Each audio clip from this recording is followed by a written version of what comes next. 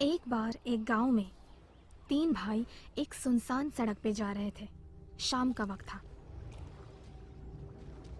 चलते चलते वो एक ऐसी नदी के पास पहुंचे जिसे पार करना नामुमकिन था।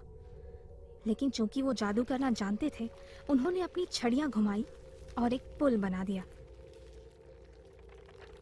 इससे पहले कि वो नदी पार करते, एक काली परछाई ने उनका रास्ता रोक लिया।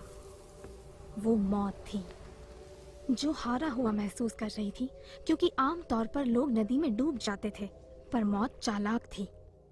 उसने उनकी सफलता पे उन्हें बधाई दी और कहा कि वो उन्हें तोहफे देना चाहती है, क्योंकि वो उसके हाथों से फिसल गए।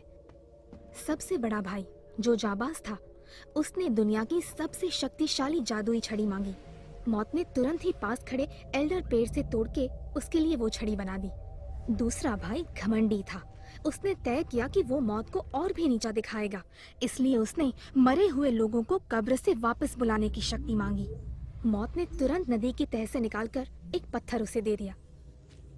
फिर वो तीसरे भाई की ओर मुड़ी, जो कि तीनों भाइयों में सबसे विनम्र और बुद्धिमान था।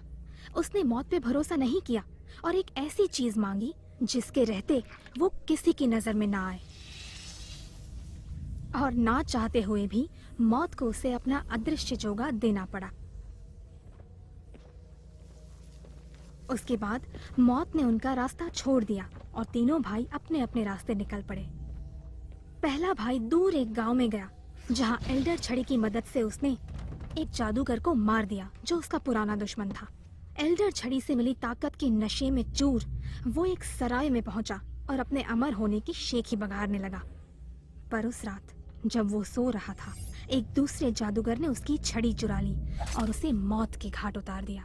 और इस तरह मौत ने पहले भाई से अपनी हार का बदला लिया। इसी दौरान दूसरा भाई वापस घर पहुंचा और उसने पत्थर को अपने हाथ में ले 3 बार घुमाया। ऐसा करते ही उसकी मरी हुई प्रेमिका जिंदा होकर उसके सामने प्रकट हो गई। लेकिन जल्दी ही वो उदास भी हो गई, क्योंकि अब उसकी दुनिया ये नहीं थी। दूसरे भाई ने निराश होकर आत्महत्या कर ली ताकि वो दोनों साथ रह सके। और इस तरह मौत ने दूसरे भाई से भी बदला ले लिया। अब बचा तीसरा भाई। मौत ने बहुत सालों तक उसे ढूंढा, पर वो नहीं मिला। कई सालों बाद जब वो बहुत बूढ़ा हो गया, तो उसने खुद वो अदृश्य चोगा उतारकर अपने बेटे को दे दिया।